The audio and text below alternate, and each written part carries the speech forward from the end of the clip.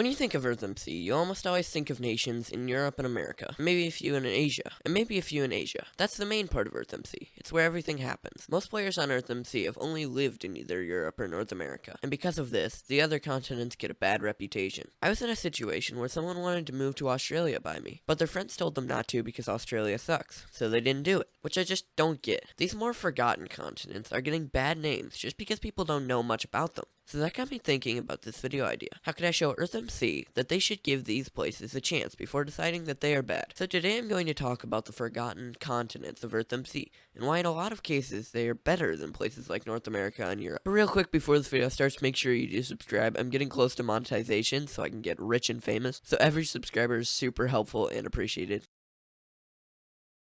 Africa is the biggest continent I'm going to be talking about today, and a lot of people do know some stuff about Africa. It's not completely fallen into the abyss. It even has the biggest nation in EarthMC, Nubia, with 790 residents and 61 towns. Yes, Nubia is insane. In second place we have Israel, who's technically in Africa, the nation spawn being in real-life Egypt. Israel sits at a respectable 211 residents with 26 towns. Because Israel has 5,779 total claimed chunks, it has one resident per 27.3 chunks, which is nowhere near as densely populated as Nubia, with one resident per 7 chunks, that being 20 less than Israel. A very significant difference. But even though Israel is less densely populated, its towns are more clumped up into a small area, while Nubia has spread their towns to control a significant portion of Africa. Other nations with large population include Madagascar with 67 residents, Ancient Egypt with 65, and Carthage with 60. With that being said, Nubia has more population than the rest of the continent combined, unless I missed a few nationless towns with 100 residents each, which may seem insane, but when you have such an unpopulated continent,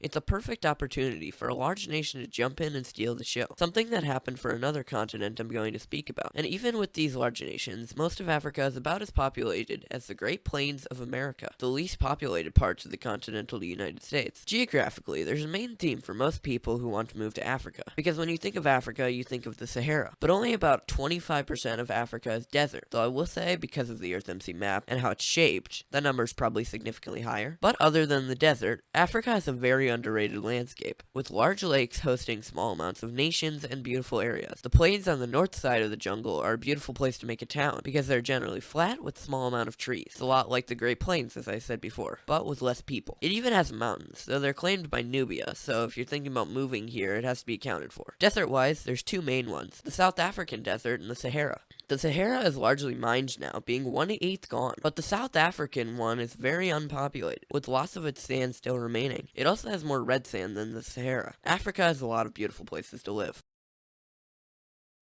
Most people think of South America as the most dead continent on EarthMC, and even though I would agree, it has some striking similarities to Africa that most people don't realize, mainly the presence of a large nation on the continent. Brazil is by far the largest nation in South America, being in the northeast portion of the continent. It has 585 residents, being the fourth biggest nation in the world, and by far the biggest in South America. It has 4,808 chunks claimed, making its population density 8.2, which is almost exactly the same as Nubia, but is significantly more than the number 2 nation in South America, Cordoba, coming in at 18.1 chunks per resident. Cordoba has a total of 65 people, spread out through 7 towns. Though Brazil has it beat in most columns, Cordoba is leading in one thing, that being percent of the nation living in the capital city. Cordoba's main city, Metropolis, holds 46 residents, making up 70% of the nation's total population, while Brazil's capital nation only holds 14% of its nation's total population. But the continent isn't only these two nations. If we work our way south of Brazil and Cordoba, we find Argentina and Uruguay.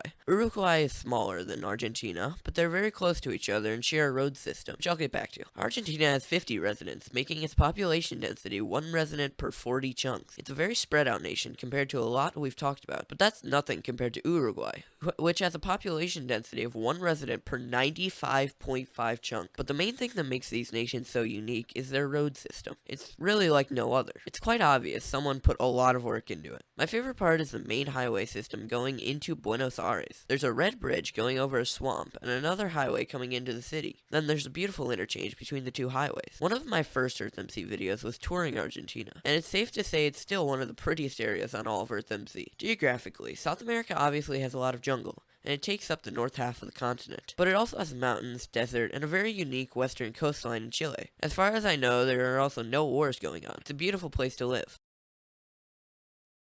Australia is the smallest of the three continents, and a lot of people would say the least dead, but some would also argue it's the most dead, and I'll give you the argument for both. On one side, Australia has a largely claimed zone in the southeastern portion of the continent, with 8 nations just in the mentioned portion. But I know from experience, because I live in that portion of the continent, it doesn't feel close together. I still feel like I have a lot of room to work with claiming-wise, and none of these nations even have 100 population. In fact, 0 nations in Australia have a population of 100 or more. The only nation coming close being Oceania, a nation in the northern part of the southeastern coast, holding a population of 82, and a population density of 1 resident per 12.4 chunks. The second most populated nation is Australia, at 54 residents, with a population density at 17.3 chunks per resident. The next nation is North Australia, with 40 residents and an 18.9 density. And finally, you get to my nation, which even though it only has 10 residents, finds a way to be one of the biggest nations in Australia, and also one of the most densely populated, with 1 resident per 2.8 chunks.